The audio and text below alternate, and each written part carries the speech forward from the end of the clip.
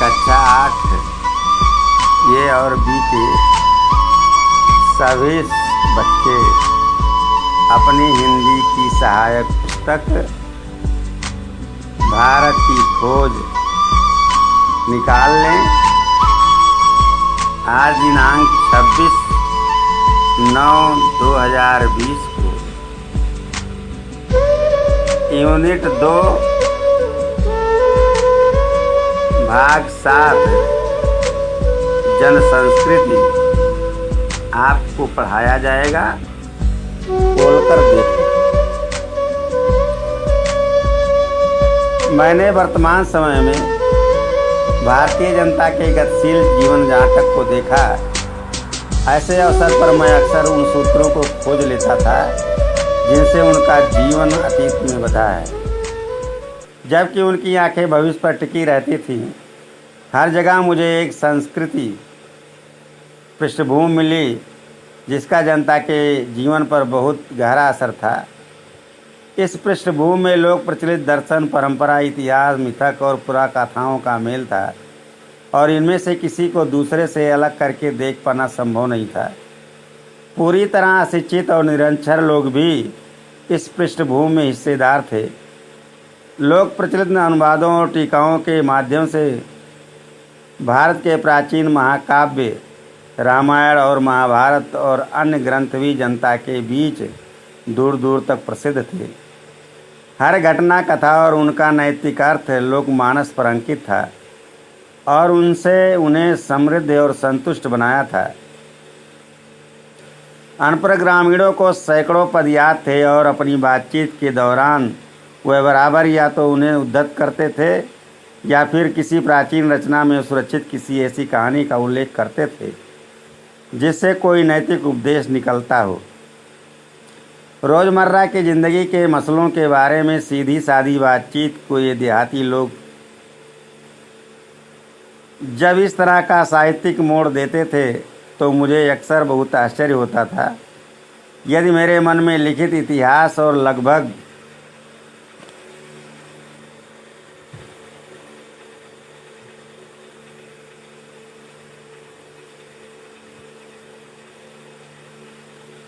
सुनिश्चित तथ्यों से निर्मित तस्वीरों का भंडार था, तो मैंने महसूस किया कि अनपढ़ किसान के मन में भी उसका अपना तस्वीरों का भंडार है।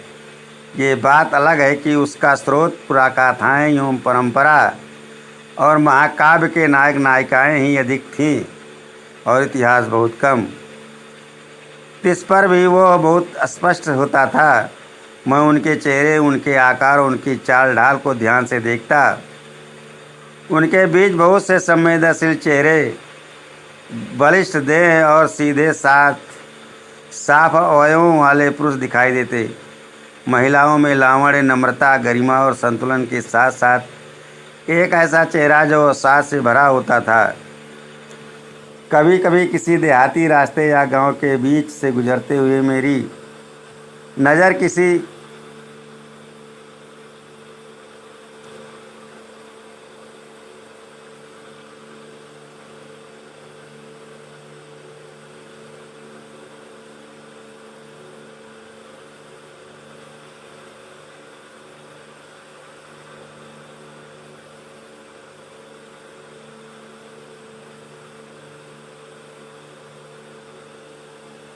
मनोहर पुरुष या सुंदर स्त्री पर पड़ती थी तो मैं विस्मय विमुग्ध हो जाता था।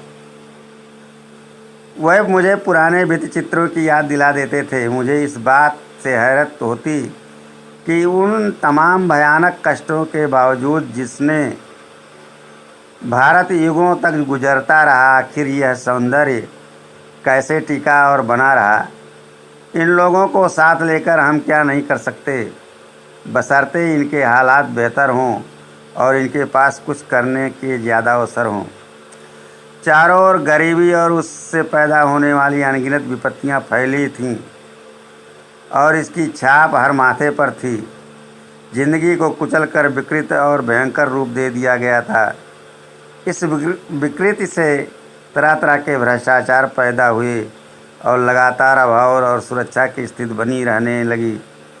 ये सब देखने में सुखद नहीं था, पर भारत की असलियत यही थी, स्थितियों को समर्पित भाव से स्वीकार करने की प्रवृत्ति प्रबल थी, पर साथ ही एक प्रकार की नम्रता और भलमनसाहत थी जो हजारों वर्ष की सांस्कृतिक विरासत की देन थी, जिसे बड़े से बड़ा दुर्भाग्य भी नहीं मिटा पाया था।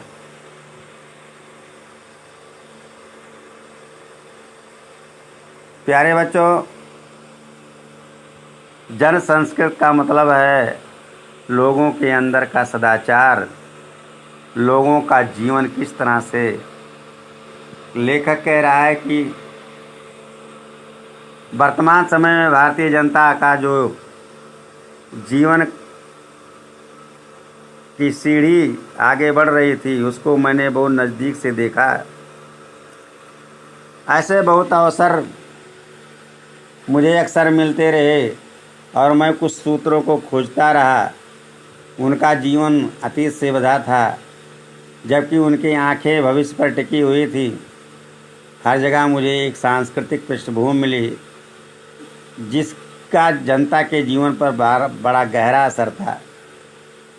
पृष्ठभूमि में लोग प्रचलित दर्शन, परंपरा, इतिहास, मिथक और पुराने कथाओं का मेल रखते थे।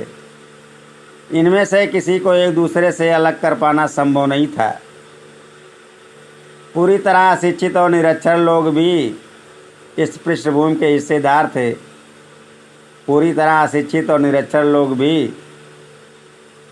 लोग प्रचलित अनुवादों और टीकाओं के माध्यम से भारत के प्राचीन महाकाव्य रामायण और महाभारत जैसे अन्य ग्रंथों को भी दूर दूर तक लोगों के बीच में प्रसिद्ध थे। हर घटना कथा और उनका नैतिक अर्थ सामान्य लोकमानस में भी अंकित था और उसे समृद्ध और संतुष्ट बनाया था। अनपढ़ ग्रामीणों को सैकड़ों ऐसे पद थे जो याद थे और समय या बातचीत आने पर उसको उद्धृत करते थे और प्राचीन रचना के अनुसार वो ऐसे कुछ कहानियाँ निकालते थे जिनका कुछ नैतिक उपदेश होता था।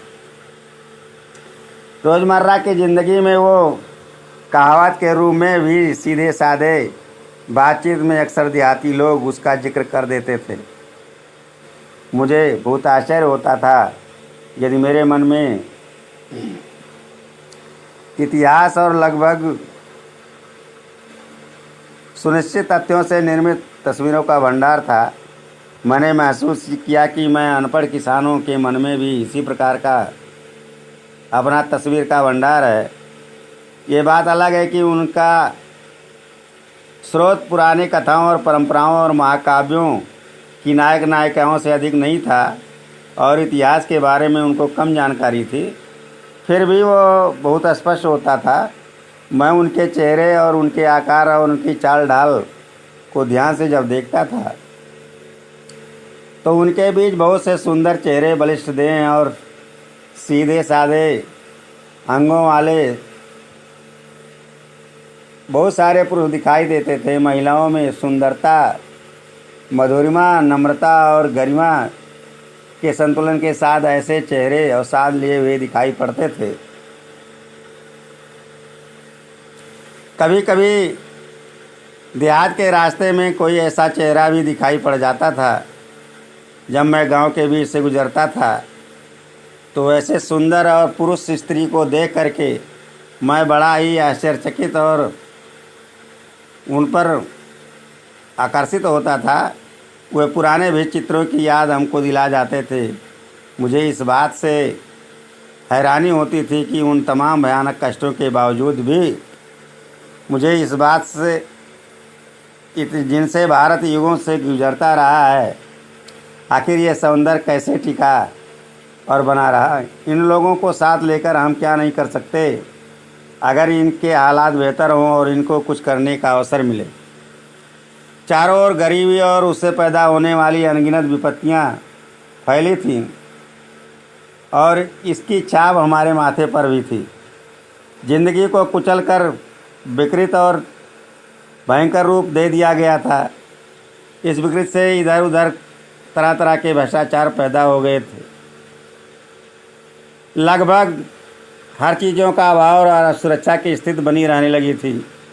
ये सब देखने में सुखद नहीं था, पर भारत की असलियत यही थी। स्थितियों को समर्पित भाव से में स्वीकार करने की हम लोगों की प्रवृत्ति प्रबल हो चुकी थी, पर साथ ही एक प्रकार की नम्रता और भलमनसाहत थी जो हजारों वर्षों की सांस्कृतिक विरासत की देन थी, जिसे हम अपने बड़े दुर्भाग्य से भी नहीं मिटा पाए थे।